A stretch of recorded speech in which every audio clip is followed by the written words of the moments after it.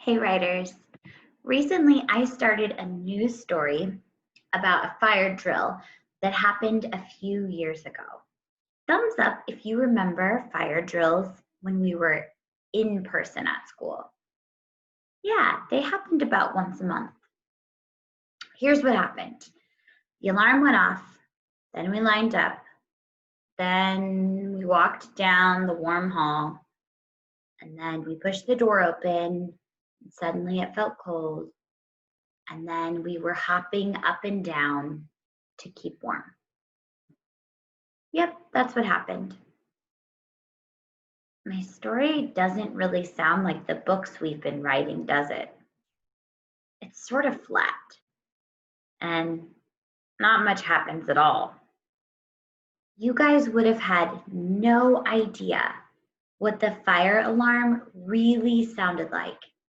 You wouldn't know that one of the kids in my class, Kate, went scurrying around the room looking for Magic, the class rabbit, who slipped out of her arms when the bell started to ring. Or that we were all trying to be really calm and quiet, and we were all using our whisper voices.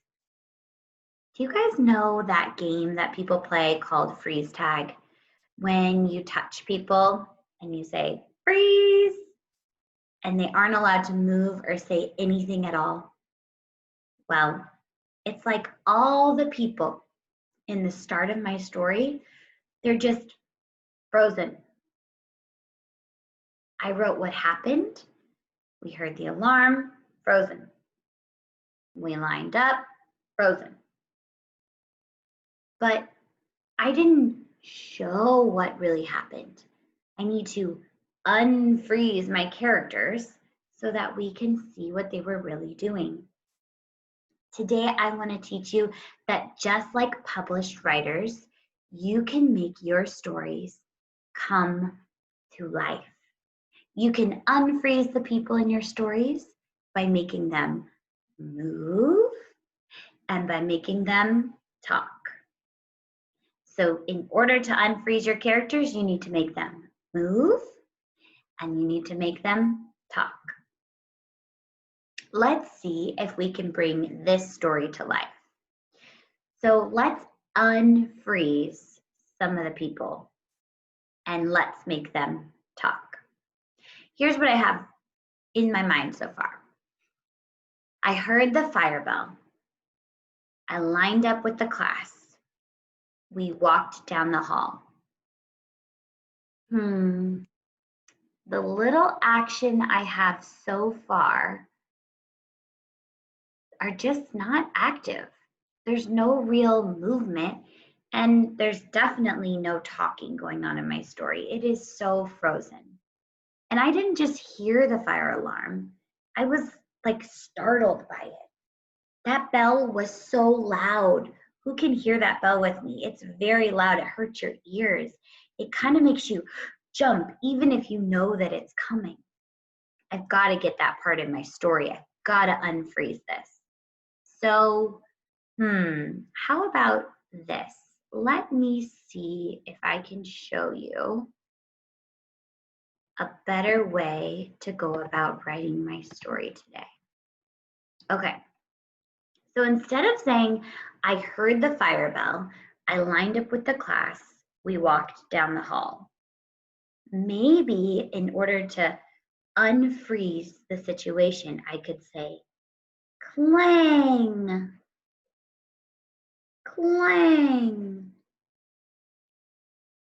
clang, went the fire alarm. I jumped. Magic slipped out of Kate's arms and scurried under a desk. Ooh, I think that sounds so much better than I heard the alarm. I lined up with the class. We walked down the hall. Now it says, clang, clang, clang went the fire alarm. I jumped. Magic slipped out of Kate's arms and scurried under a desk. Boys and girls, I hope you're seeing that now my story is coming to life.